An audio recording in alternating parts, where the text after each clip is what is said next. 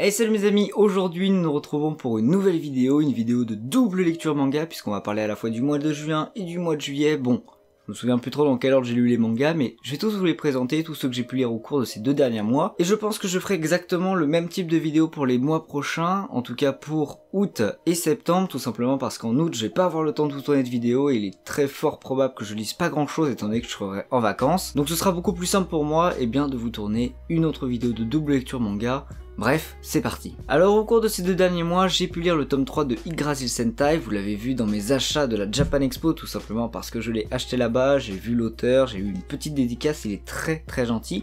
Alors ce manga, franchement, je vous le recommande, et pourquoi? Tout simplement parce que c'est français, parce que la façon dont c'est raconté est hyper originale, c'est-à-dire que c'est une histoire en plusieurs tomes, en 5 tomes au total, mais chaque tome est totalement indépendant. Je vous en ai déjà parlé sur la vidéo de la Japan Expo, je vous avais déjà fait une vidéo sur ce manga il y a très longtemps, il y a un peu plus d'1 an il me semble. Franchement c'est un manga que je vous recommande, ça s'appelle Yggdrasil Sentai, c'est à Doshin Edition qui est donc une maison d'auto-édition que vous pourrez retrouver sur internet. Vu que j'en ai déjà parlé dans la dernière vidéo, je vais pas trop m'étaler dessus, mais franchement voilà, c'est un manga que je vous recommande, il est original, il est beau, il est sympathique, voilà à quoi ça ressemble. Je sais pas si ça va faire le focus à mon avis, non, ça ne veut pas faire le focus, mais voilà, franchement je vous le recommande. Je me suis ensuite lu le tome 8 de The Promised Neverland. Alors ce manga, il était trop bien, et ce tome là je l'ai vraiment aimé parce que Emma va arriver dans un nouvel endroit que j'ai trouvé hyper intéressant, elle va y rencontrer de nouvelles personnes, de nouveaux personnages qui vont peut-être pouvoir apporter des nouvelles solutions au récit. On ne sait pas trop, en tout cas j'ai bien aimé l'endroit dans lequel elle va arriver. On sait aussi que le personnage qui accompagnait Emma et Rei est un petit peu spécial, on sait pas trop s'il est gentil, s'il est méchant, mais en tout cas certains mystères autour de ce personnage vont se révéler aussi dans ce tome, et ça j'ai trouvé ça très cool. En tout cas ce tome 8 il est vraiment très rythmé, et il est pour moi séparé en 2 parties, c'est-à-dire la première où Emma et Rei sont encore avec le mec, et la deuxième où Emma va arriver dans un nouvel endroit. Et du coup voilà, pour moi le manga est vraiment séparé en 2 parties, en tout cas ce tome là, et en tout cas j'ai trouvé que c'était un très bon tome. Bon de toute façon pour ceux qui ont aimé la série, à mon avis vous allez aimer ce tome, tout simplement parce qu'il est autant rythmé que les autres, il est autant mystérieux que les autres, on en apprend plein de choses, il y a des retournements de situation, bref, je pense que de toute façon c'est un tome que vous allez aimer si vous aimez The Promised Neverland, donc foncez. Je me suis ensuite lu le manga Time Shadow des éditions Kana. Alors normalement une vidéo dessus sera sortie, donc si c'est le cas, il y aura une petite notification ici. Si elle n'est pas encore sortie, elle va arriver très prochainement, mais du coup je vais pas trop vous en parler. Tout ce que je peux vous dire c'est qu'au début j'étais pas trop fan, et franchement après 10-15 pages, le manga m'a complètement retourné le cerveau. Honnêtement je vous le recommande si vous aimez les trucs un petit peu série policière, un peu fantastique, un peu à la mode Stranger Things. Si vous aimez les trucs un peu étranges, un peu zarbi et tout, je pense que c'est vraiment une série qui est faite pour vous. Parce que voilà, ça retourne complètement le cerveau, il se passe plein de trucs bizarres, c'est hyper bien. Franchement, j'ai été très étonné, ça m'a vraiment complètement retourné le cerveau. Je suis en train de rattraper mon retard dans Kingdom, alors en fait j'ai tous les tomes qui m'attendent, mais c'est juste que j'ai tellement de trucs à lire que je les lis pas tous d'un coup, donc là je me suis lu le tome 17. Alors dans ce tome 17, il va pas y avoir de grandes guerres, il va pas y avoir de chevaux, il va pas y avoir de lances, il va pas y avoir d'épée, il va pas y avoir de mort, mais il va y avoir un affrontement psychologique entre 2 personnages qui seront face à face, et qui vont, par la seule force de leurs paroles, s'affronter dans un duel. Et j'ai trouvé que c'était hyper intéressant de voir d'autres facettes du combat dans le manga, et pour le coup là j'ai trouvé ça super cool. Alors en vérité il y a quand même un petit peu de combat à la fin du tome, on va d'ailleurs y découvrir un nouveau personnage qui fait partie de la descendance de Uki. C'est un mec qui a l'air très puissant, très intelligent, très ingénieux, il va poser beaucoup de problèmes à Shin. Vous allez voir ça dans le manga, en tout cas c'est un personnage vraiment très cool, encore une fois, et j'ai hâte de voir son évolution dans les prochains tomes. La troisième chose importante dans ce tome là, c'est qu'on va y découvrir une nouvelle personne qui est très influente et très puissante au sein du château. Cette personne, c'est la mère du roi qui dirige le harem royal. C'est une personne qui se fait très discrète et pourtant qui a énormément d'influence sur ce qui se passe au château. Bref, vous allez le voir dans le manga, mais c'est une personne qui a l'air aussi très intéressante parce qu'elle a l'air assez psychologique comme personne. C'est une dame qui manipule un petit peu les gens, j'ai envie de vous dire, et ça a l'air vraiment très cool, donc j'ai hâte de lire la suite. Bref, il faut que je m'enchaîne les autres tomes parce que là, il m'en reste encore beaucoup à lire. Je me suis ensuite lu les tomes de Shinobi Iri. Alors ça, je vous en ai déjà parlé dans mes achats de la Japan Expo, tout simplement parce que je les ai achetés là-bas. je vous les recommande, allez voir ma vidéo de Japan Expo, j'en ai quand même pas mal parlé dedans. Je vous mettrai un petit truc par ici. Alors histoire de vous dire quelque chose, parce que bon, j'en ai déjà parlé, mais je peux quand même vous dire un peu de quoi ça parle. Et bien ce manga, ça nous parle de ninjas, mais pas des ninjas à la mode Naruto, non. Puisqu'ils n'ont pas de pouvoir, ce sont des ninjas, j'ai envie de dire, lambda entre guillemets. Tous les personnages de ce manga sont des animaux, mais certains sont tirés de vrais personnages qui ont existé durant l'histoire, et pourtant ce ne sont pas non plus des copies conformes. Franchement, j'ai trouvé que le manga était très intéressant parce que l'auteur sait s'inspirer de faits qui ont existé pour construire son histoire, et ça, je trouve ça très cool. En plus de ça, les dessins sont vraiment pas dégueux, ils sont vraiment très bien. Je peux essayer de vous montrer une ou deux pages. Voilà, je sais pas si ça va faire le focus. Voilà, nickel. Voilà, vous pouvez voir que les dessins sont quand même pas dégueux, en tout cas moi j'aime bien, je trouve que le style est très sympathique. Donc comme je l'ai dit, tous les personnages sont des animaux, personnellement je trouve ça très cool car ça nous montre une histoire qui est donc complètement fantaisique, même si ça se tire de faits complètement réels, ça montre bien que c'est une histoire inventée, en tout cas qui n'est pas faite pour être historique. Mais ce qui est plutôt bien, c'est que l'auteur nous donne quand même une page pour nous expliquer un petit peu tous les événements qui se sont réellement passés. Donc je peux essayer de vous montrer, mais à chaque fois, à chaque fin de manga, il y a un truc comme ça, donc je ne sais pas si ça va faire le focus encore une fois, mais à chaque fois voilà, il y a une page qui donc nous donne un petit peu les vraies choses qui se sont passées dans l'histoire, et ça je trouve ça très cool. Enfin bref, je vais pas vous en parler plus, allez voir ma vidéo sur la Japan Expo si vous voulez en savoir plus, parce que j'en ai un peu parlé en détail là-bas, donc allez-y. Je me suis ensuite lu le tome 2 de Bushimaru Chaos. Alors ça vous le savez, le tome 1 il m'avait pas trop plu, d'ailleurs il y a très peu de personnes à qui il a vraiment plu, je me souviens qu'Ota Culture avait vraiment craché sur le manga. Pourtant c'est une histoire qui aurait pu avoir du potentiel, mais là franchement c'est fade et sans saveur. Le tome 2 pour le coup je l'ai trouvé un petit peu meilleur que le tome 1, le personnage principal est un petit peu moins con, un petit peu moins lèche-botte, on a l'impression qu'il est plus mature, plus intelligent, et ça j'ai trouvé ça très cool. Pour ce qui est du manga du tome 2, franchement je l'ai trouvé vraiment beaucoup mieux. Après, ça vole pas très haut non plus, mais ce que j'ai bien aimé c'est qu'il y a aussi un nouveau personnage qui apparaît, un méchant qui va tout simplement essayer de poursuivre notre héros pour le ramener au village, ou pour le tuer, même plutôt pour le tuer. Et ce que j'aime bien dans ce méchant c'est son chara-design et ce qu'il va faire en fait, que je trouve assez stylé, voilà, enfin c'est assez stylé, c'est un bien grand mot parce que c'est assez gore, assez spécial, mais franchement j'ai trouvé ça plutôt cool. Donc voilà, il y a vraiment un personnage que j'aime bien dans ce tome 2, ce qui m'a peut-être aidé à apprécier un petit peu plus le tome 2, mais bon, c'est pas incroyable non plus, donc c'est pas une série que je vous recommande de lire tout de suite, absolument pas, voilà. C'est pas incroyable, mais voilà, ça fait le café, je l'ai lu tranquillement, ça parle de ninja encore une fois, bon voilà. C'est pas amazing, il y a quand même 2-3 bonnes idées, il y a quand même des planches qui sont, je trouve, très très belles, par exemple ici. Voilà, je sais pas si ça fera le focus, mais on espère. Voilà, je sais pas si ça a fait le focus, je sais pas si vous avez vu quelque chose, mais la planche est vraiment pas dégueu. Donc voilà, j'ai trouvé que ce tome était plutôt sympathique, mais pas non plus extraordinaire. Donc voilà, j'ai plus rien à dire, c'est une série terminée en 3 tomes, donc c'est pas non plus un gros investissement, c'est pour ça que je continue à la lire. Bushimaru Chaos.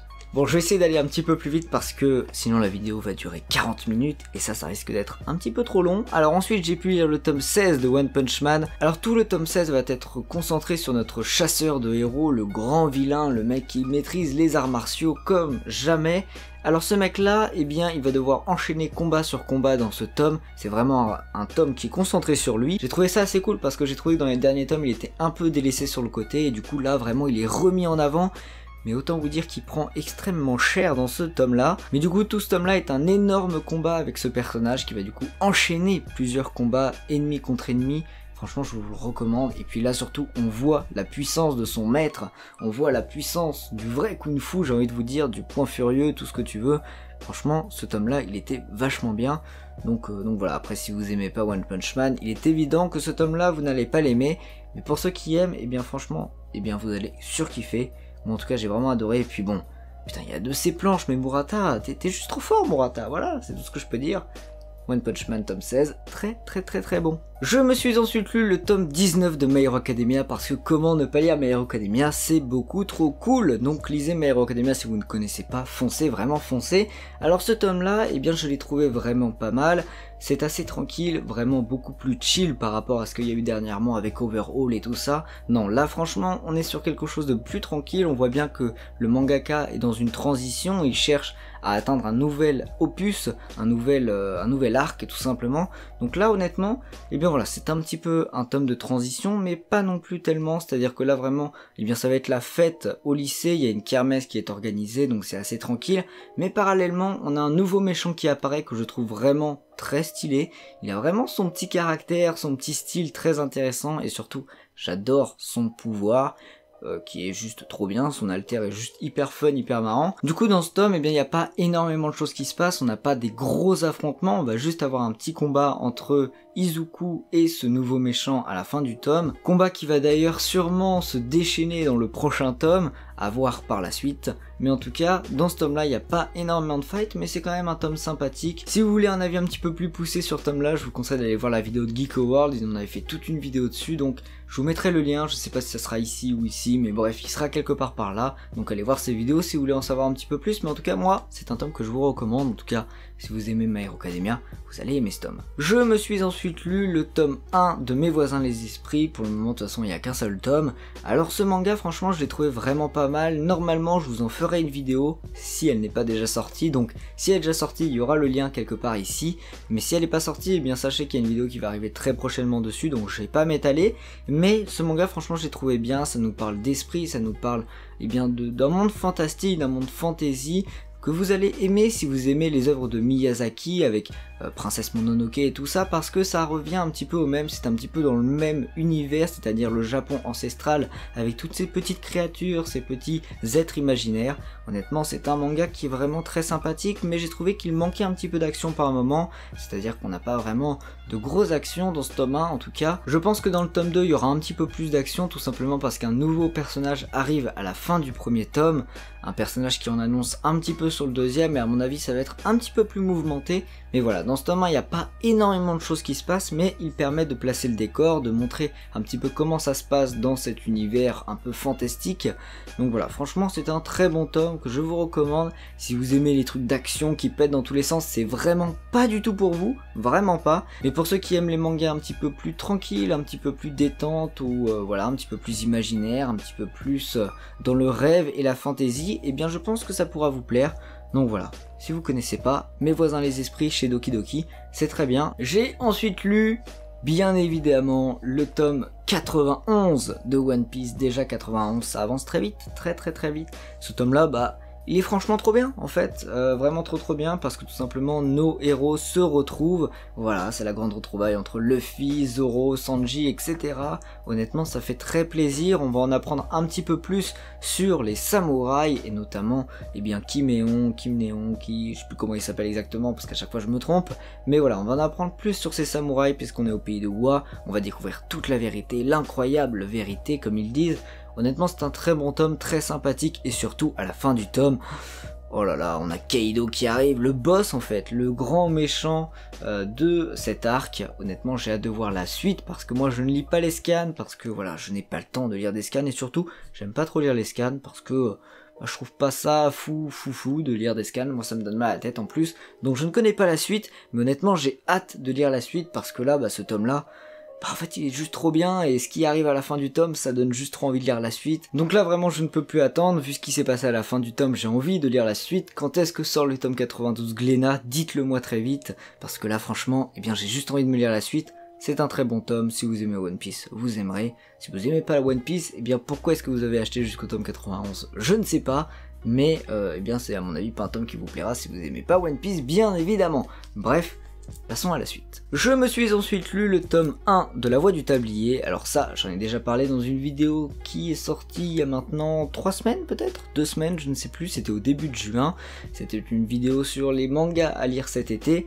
Et ce manga en fait partie tout simplement parce que c'est drôle, parce que c'est innovant, dans le sens où c'est un mafieux, un grand yakuza très méchant, hyper reconnu dans son milieu, qui va tout simplement devenir homme au foyer. Donc voilà, c'est une série humoristique qui, il me semble, bah non, j'allais dire terminée en 3 tomes, mais pas du tout. Non, je ne sais pas, pour le moment il n'y a qu'un seul tome, mais en tout cas voilà, c'est une série humoristique que je vous recommande, elle est vachement drôle. Si vous voulez en savoir plus, allez voir la vidéo que j'avais faite avec les copains, donc voilà, où j'en parle tout simplement. Donc allez la voir, le lien s'affichera quelque part là-haut. Bref, allez-y si vous voulez en savoir plus sur ce manga que je vous recommande encore une fois. Je me suis ensuite lu le tome 2 de 50 nuances de gras. Alors j'avais lu le premier tome, je vous avais dit que c'était vachement bien comme premier tome, mais j'avais peur d'une chose, j'avais peur que ça devienne redondant, et malheureusement, eh bien c'est un peu ce qui se passe dans ce tome 2, il n'y a pas grand chose de nouveau, alors certes, il y a beaucoup de petites blagues très sympathiques, c'est un manga humoristique, un manga relaxant, votre cerveau vous le prenez, vous le sortez de votre tête, vous le caressez avec ce tome, ça oui, mais par contre, eh bien ça raconte pas grand chose de plus par rapport au premier tome et ça je trouve ça dommage, c'est à dire que là vraiment on a un manga juste humoristique mais qui au final ne raconte pas grand chose et moi je trouve ça vraiment dommage. Donc bon, à voir pour le troisième tome, mais en tout cas ce deuxième tome ne m'a pas du tout convaincu. Donc je sais pas, est-ce que je vous recommande cette série? Oui, non, oui parce que c'est drôle, c'est sympathique, il y a des bonnes idées, mais en même temps, eh bien c'est un petit peu lassant parce que ça raconte tout le temps la même chose, donc voilà, je sais pas trop quoi vous dire par rapport à cette série. Est-ce que je vous la recommande? Peut-être, je ne sais pas, à vous de voir, lisez le premier tome et vous me direz. Ces 2 derniers mois, je me suis dit qu'il fallait que je rattrape Fairy Tail, je m'étais arrêté au tome 23 et j'ai donc décidé de reprendre là où je m'étais arrêté et j'ai donc acheté la suite parce que bon, la série est terminée donc ça serait peut-être bien de la finir un jour, donc je me suis acheté tout ça, j'ai lu tout ça, il y en a d'autres qui m'attendent à côté, mais du coup là il y en a pas mal, j'en ai lu 7, voilà, donc ça me fait déjà un bon petit quelque chose jusqu'au tome 30, donc ça m'a permis de terminer l'arc de Tenro, donc sur l'île, où ils essaient de devenir mage de rang S, bien évidemment ça va être un total échec, ça va être un vrai bordel sur cette île, avec l'arrivée des élèves, une autre guilde qui veut les tuer, enfin c'est le bordel, et puis de toute façon il n'y a pas de problème, parce qu'on a le pouvoir de l'amitié, donc aucun souci. Bon, cet arc là il était sympa, même si trop de pouvoir de l'amitié encore une fois, ça m'a un peu saoulé, mais c'est pas grave, parce que voilà, ça reste Fairy Tail, ça m'a détendu, c'est un shonen qui voilà, qui en envoie dans tous les sens, donc c'est quand même fun de le lire, donc voilà, ça m'a permis en tout cas de terminer un arc, et ça c'est plutôt cool. Bon, même si j'avoue que je trouve ça dommage, parce qu'à la fin de l'arc, ils sont censés être tous morts, et finalement, eh bien non en fait. Ils sont pas morts. C'est bien, ça aurait pu être une fin sympathique, et puis bah non en fait. Moi j'aurais trouvé ça plus intéressant que 1 ou 2 personnages meurent dans cet arc, ça aurait vraiment apporté quelque chose de puissant à l'œuvre, et même chez les méchants, il y a aucun méchant qui crève, putain c'est incroyable, c'est quoi ce manga où personne ne meurt? Bon je vais arrêter de m'énerver, mais en vrai c'est quand même assez dommage parce que je pense que si l'auteur faisait mourir 1 ou 2 de ses personnages, ça rajouterait vraiment quelque chose. Regardez par exemple dans One Piece, dans Naruto, quand Jiraiya y meurt, ça met quelque chose de très puissant à l'œuvre. Quand y a qui meurt, il y a plein de mecs qui meurent dans Naruto, il y a plein de gars qui meurent dans One Piece, quand Ace y meurt, ça met quelque chose de très puissant, ça apporte vraiment un truc. Ici, dans Fairy Tail, personne ne meurt vraiment, c'est incroyable quoi, c'est ouf. Bon après je sais que le pouvoir de l'amitié est surpuissant dans cette guilde, mais quand même les gars, faites mourir 1 ou 2 de vos personnages. Enfin bref, sinon bah le manga il est cool, c'est un shonen qui en envoie dans tous les sens, donc bah voilà, c'est pas prise de tête, et ça c'est ce que j'aime bien avec Fairy Tail. J'ai la suite qui m'attend à côté, donc eh bien je vais me lire la suite et puis je vous en parlerai dans la prochaine lecture manga. Et enfin, pour terminer cette vidéo de lecture manga, je me suis lu les tout derniers tomes de Sunken Rock. Voilà, tout simplement parce que je les avais achetés, ils étaient là depuis 1 mois à côté de moi, et je ne les avais pas encore lus, donc voilà. Je me suis lu du tome 20 à 25, ce qui fait donc 6 tomes. Honnêtement, Sunken Rock c'est très bien. Ça se termine sur quelque chose que j'apprécie, j'aime beaucoup cette fin. Je suis vraiment déçu qu'il n'y ait pas de suite à ce manga, parce qu'honnêtement bah, c'est juste de la balle, c'est juste trop bien. Bon, après je sais qu'il y a d'autres tomes qui sont dans le même univers, que ce soit Wallman, il me semble même que Origin est dans le même univers, mais bien après. Mais en tout cas voilà, je trouve ça trop bien. En fait c'est vraiment mon seinen préféré, je vous le recommande bien sûr. Déconseillé aux moins de 15 ans parce qu'il y a des scènes un petit peu choquantes dedans. En tout cas, bah voilà, pour des enfants ça peut être très choquant, donc voilà. C'est hyper bien, mais à ne pas donner à n'importe qui. Puis voilà, si vous connaissez pas, en fait, juste foncez, parce que c'est beaucoup trop bien. Voilà, sur ce, c'est la fin de cette vidéo, j'espère qu'elle vous aura plu, n'hésitez pas à me dire tout ça en commentaire, et moi je vous retrouve pour une prochaine vidéo dans quelques temps, je ne sais pas quand est-ce qu'elle sortira, mais elle sortira, ne vous inquiétez pas. N'hésitez pas à me rejoindre sur mes différents sociaux, Discord, Instagram, Twitter, tout est dans la description, je suis très actif, il n'y a pas de problème. Bref, je vous retrouve pour une prochaine vidéo, à la prochaine, tchuss.